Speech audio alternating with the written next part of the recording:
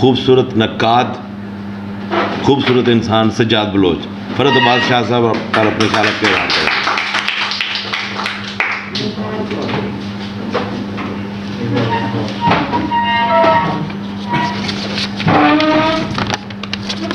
شاہ صاحب کے فن اور شخصیت کے بارے میں بات کرنا یقین کریں جسارت کرنا ہے۔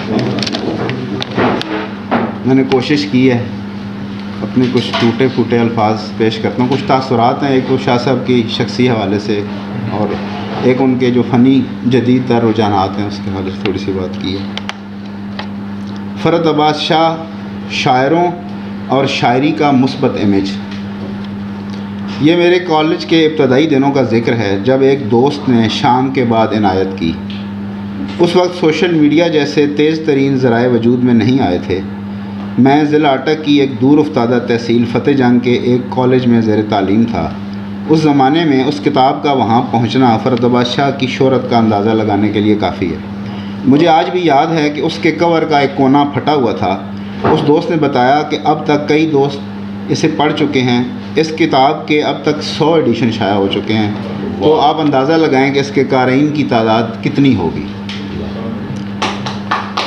اس کتاب کے کئی اشعار تو حافظے میں موجود ہیں اور عاطف بھائی نے کچھ اشعار سنائے بھی۔ وہ تو پوری غزل ہی ایسی ہے کہ ہماری یادوں کا حصہ ہے۔ لوٹ آئے نہ کسی روز وہ ہمارا مزاج، کھول رکھتے ہیں سیاس پہ در شام کے بعد۔ تو ہے سورج تجھے معلوم کہاں رات کا دکھ، تو کسی روز میرے گھر میں اتر شام کے بعد۔ زندگی میں جتنے مشہور اور مقبول لوگوں سے ملاقات ہوئی ہے ان میں اکثریت کی شخصیت میں ایک وصف مشترک پایا اور وہ ہے عاجزی۔ شاہ صاحب کے غائبانہ تعارف سے ذہن میں جو خاکہ بنا تھا وہ کچھ اور قسم کا تھا۔ ابھی 10-15 دن قبل میرا ایک کزن ہے، وہ ریلوے میں ڈرائیور ہیں، تو وہ بتا رہے تھے 10-15 دن کا آپ کہیں ٹرین سے سفر کر رہے تھے تو اس کی ملاقات ہوئی۔ تو اس نے مجھے رات کو میسج کیا، اس نے کہا میری آج شاہ صاحب سے ملاقات ہوئی ہے۔ یار شاہ صاحب کا امیج تو کچھ اور تھا، وہ تو بڑے ہی مسکین اور عاجز آدمی ہیں، اور بہت خوشی ہوئی مجھے مل کے۔ میں نے کہا تم نے بتایا؟ انہیں کہتا نہیں میں تو بہت ڈر کے ملا ہوں ان سے جا کے۔ تو ان سے رابطہ تو کافی عرصہ سے تھا لیکن کوئی باقاعدہ ملاقات نہیں تھی۔ کوئی 15-16 برس قبل، تب میں اسلام آباد میں رہتا تھا، کہ ایک روز لاہور آنا ہوا۔ ایک دوست کے ساتھ رات گئے، انارکلی میں پیٹ پوجا کے لیے بیٹھے تھے کہ شاہ صاحب کو گزرتے دیکھا۔ ملنے کے لیے لپکے لیکن وہ چند لمحوں میں غائب ہو گئے۔ کال کی تو فرمانے لگے تھوڑی دیر میں حاضر ہوتا ہوں۔ تھوڑی دیر بعد تشریف لائے تو ساتھ 2 اور دوست بھی تھے، اور پھر کوئی گھنٹہ ڈیڑھ محفل جمی رہی اور یوں لگا کہ ہم برسوں سے آشنا ہیں۔ یہ ہماری پہلی باضابطہ ملاقات تھی۔ اس دن یہ یقین پختہ ہو گیا کہ یہ مست قلندر آدمی ہے۔ وہ جو کہا جاتا ہے کہ بڑا آدمی وہ ہے جو آپ نے دہرائی بات، جس کے پاس بیٹھ کر آپ خود کو بڑا محسوس کریں، تو یہ بات شاہ صاحب پر صادق آتی ہے۔ اس وقت سے ان کی شفقت اور محبت میسر ہے جو میرا اعزاز ہے۔ شاہ صاحب کی شخصیت اور فن کی کئی جہات ہیں، اور یہ جہات اتنی توانا اور نمایاں ہیں کہ انہیں مخاطب کرتے ہوئے ہمہ جیت شخصیت کہنا باقاعدہ واجب ہو جاتا ہے۔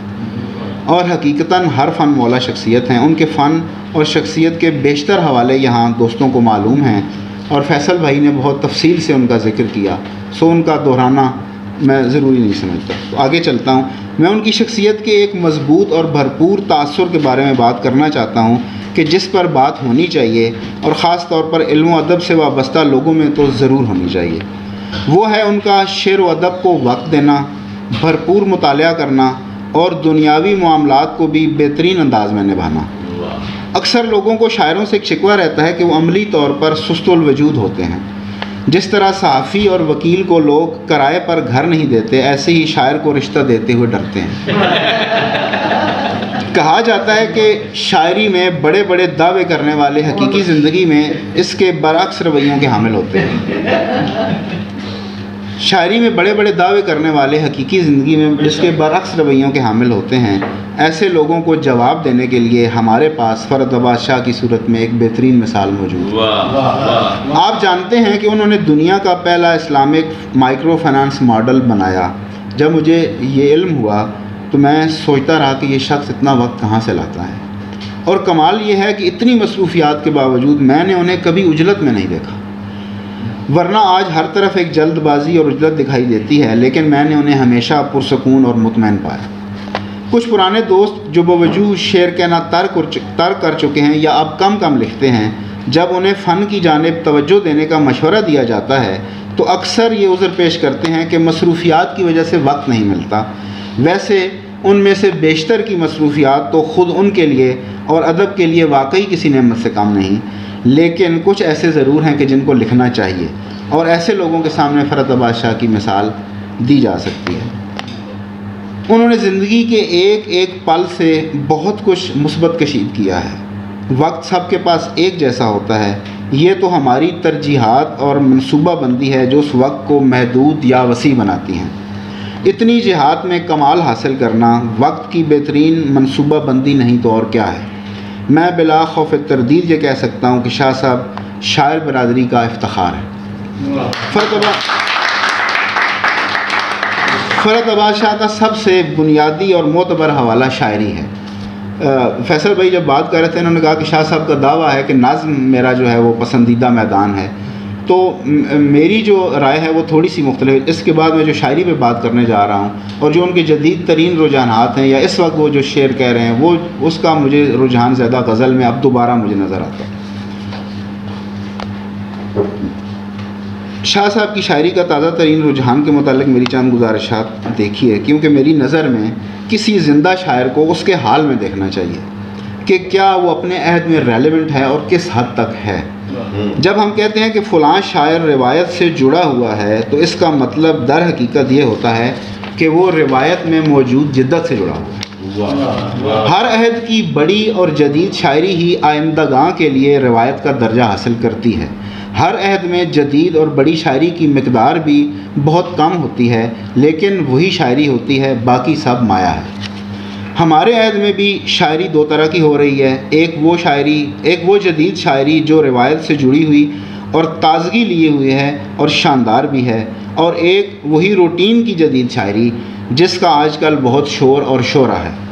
یہ ایسی جدید شاعری ہے جو اپنے اندر روٹین بن چکی ہے۔ اگرچہ مضامین جدید ہیں لیکن ان کا استعمال نئے شاعروں کے ہاں اتنا سطحی ہے اور ان کی تکرار اس قدر زیادہ ہے کہ وہ اپنے اندر ہی ایک روٹین محسوس ہونے لگے ہیں، اور اس پر مستعد ان کی مصرع سازی بھی بالکل ایک جیسی ہے۔ میرے نزدیک حقیقی معنوں میں جدید، منفرد اور اعلیٰ پائے کی شاعری کا تعلق شاعر کے نظام فکر کے ساتھ منسلک ہوتا ہے، یعنی شاعر کا ویژن ہی اسے منفرد بناتا ہے۔ آپ اسے شاعر کا مسئلہ بھی کہہ سکتے ہیں۔ فرات آباد شاہ کا پہلا مسئلہ محبت تھا اور دوسرا مسئلہ انسانیت کو درپیش ناانصافی اور جبر ہے۔ اس دوسرے مسئلے کا ادراک اور احساس دراصل پہلے مسئلے کا نتیجہ ہے۔ یہ مسئلہ ان کے ہاں دن بدن واضح ہوتا جا رہا ہے۔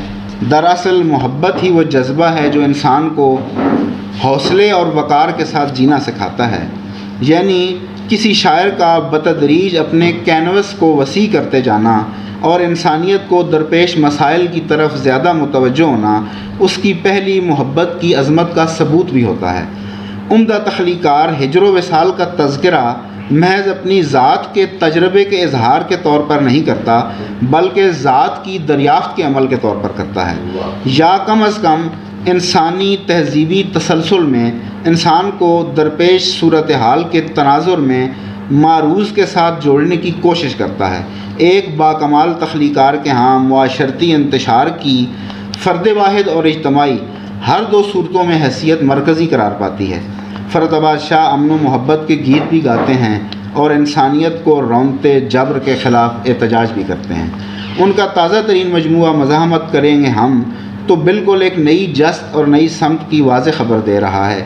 یہ شاعری ہماری قومی بے حسی اور بے بسی سے پردہ اٹھاتی ہے۔ اس میں ایک امید کی کرن بھی موجود ہے۔ ثبوت کے لیے اس مجموعے میں سے کچھ اشعار آپ کی خدمت میں پیش کرتا ہوں۔ وہی ہے جبر، وہی بے بسی ہماری ہے، وہی خدا ہے، وہی بندگی ہماری ہے۔ نہ دکھ ہیں بدلے، نہ دکھ دینے والے بدلے ہیں، نہ دکھ ہیں بدلے، نہ دکھ دینے والے بدلے ہیں۔ وہی نصیب، وہی زندگی ہماری ہے۔ ہمیں پتہ ہے نہیں ہے بہادری اس کی، ہمیں پتہ ہے کہ یہ بزدلی ہماری ہے۔ یا یہ اشعار: میں روز اٹھاتا ہوں کسی خواب کی میت، میں روز اٹھاتا ہوں کسی خواب کی میت، اور آپ یہ کہتے ہیں کہ ماتم نہ کروں میں۔ ایک شخص دکھا دو مجھے ہنستا ہوا دل سے، یعنی کہ یہ سب دیکھ کے بھی غم نہ کروں میں۔ اور اس شعر میں ان کے نظریہ شعر کا ارتقاء واضح ہے۔ شعر دیکھیے، وہ نظریہ ارتقاء جو میں نے تمہید میں بیان کیا: صد حیف جو مظلوم کی آواز نہ بن پاؤں، صد حیف جو مظلوم کی آواز نہ بن پاؤں، صد حیف اگر شعر کو پرچم نہ کروں۔ کہیں کہیں شاہ صاحب کے ہاں تلخی بہت نمایاں ہو جاتی ہے اور وہ براہ راست بات کرنے لگتے ہیں۔ جو غزل میں اب آپ کو سنانے لگا ہوں، اگرچہ اس غزل کی ممدوح ایک خاص شخصیت ہے، لیکن یہ ہماری 75 سالہ تاریخ میں بار بار دہرائی جانے والی کہانی ہے۔ ایک ڈمی چاہیے تھی یار تجھے لے آئے، تو اطاعت پہ تھا تیار تجھے لے آئے، پہلے والے تو سبھی ہو چکے جب استعمال، تو ہی رہتا تھا سو اس بار تجھے لے آئے۔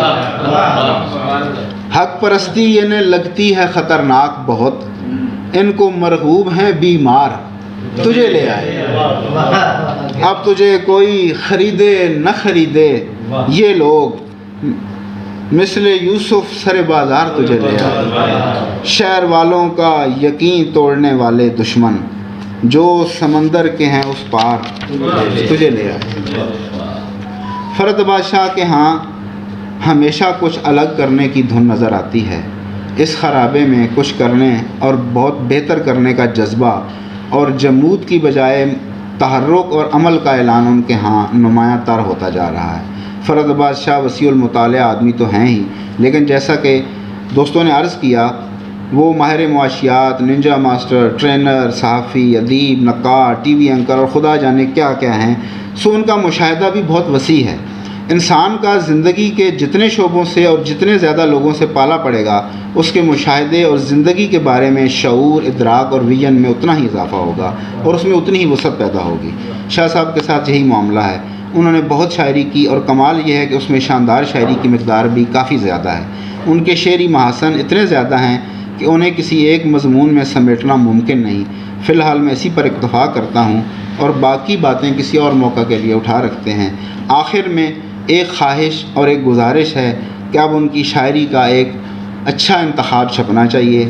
اتنی کتابوں کا ایک تو یکجا میسر آنا ممکن نہیں، کلیات بھی کئی جلدوں پر مشتمل ہوگا۔ کوئی دوست جو فرد بادشاہ کی شاعری اور ان کے فنی سفر کے ارتقائی مراحل کو بخوبی سمجھتا ہو، وہ ان کی رہنمائی میں اگر یہ کام کر دے تو اردو ادب پر بڑا احسان ہوگا۔